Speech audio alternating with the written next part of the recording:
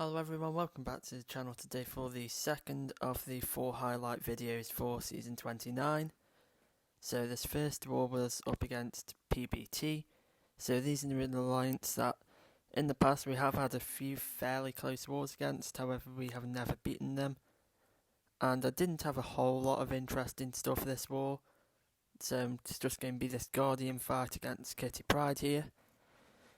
This is on path 2 in section 1, strike counter fury, brute force, power focus 1, and my initial plan going into the fight was basically to power start 1 and just keep cycling special 1s, but at this point I looked at it, decided to go to the special 2 and yeah, it just ends the fight. So that is fairly difficult placement for Kitty Pryde, made pretty easy with Guardian.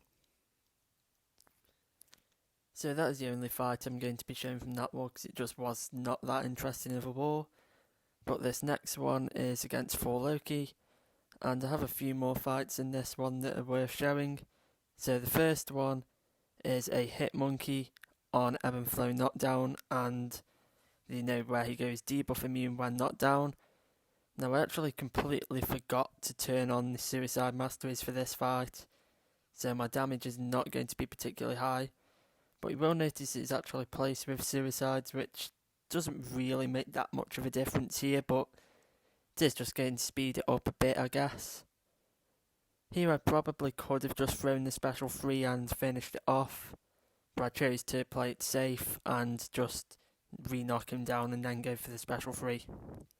So yeah, Ghost is a very solid option for HitMonkey there.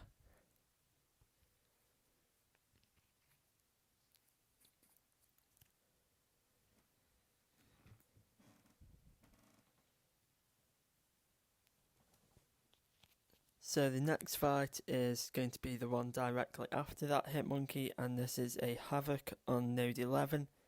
So the main reason he is placed here is the heavy hitter node, because Havok's mediums are projectiles, so most champions can't parry them, and heavy hitter means that you can't counter as heavy, so you basically have to wait for him to either go like medium light or to throw a full combo into your block, or you're going to have to intercept. However, Guardian completely shuts down this fight. He has the armor up obviously just for counteracting Havok as in general, but he can also parry projectile hits, and if I were to mess up to a special attack he could potentially auto block it. And yeah, it's just a really safe choice for this matchup. So the only real thing to keep in mind here is that I need to make sure that I have 2 armor up buffs before I throw my special 2. Because the special 2 consumes one of them, and also the shock debuff that it places would cause Havok's plasma on me to start stacking up pretty quickly. So if I were to sort of throw it with 1 armor up, I will potentially die to plasma detonation in the middle of the special 2. But yeah, as you see there, throw off the special 2, it nearly kills him. And yeah, it's a very simple, very safe fight with Guardian, who is, in my opinion, better than Warlock for that matchup, even though Warlock can do it just fine. Now, the last fight I'd like to show from the 4 Loki war is this Professor X on node 49, which is Hazard Shift and Stun Immunity. Now, Professor X as a whole, he actually completely counters miss, so we're not going to really be able to phase hits in this fight, but we can still phase, we can still remove the debuffs and convert them to Furies. Use the power start 1, and you're just going to see why Ghost is so good for this node here.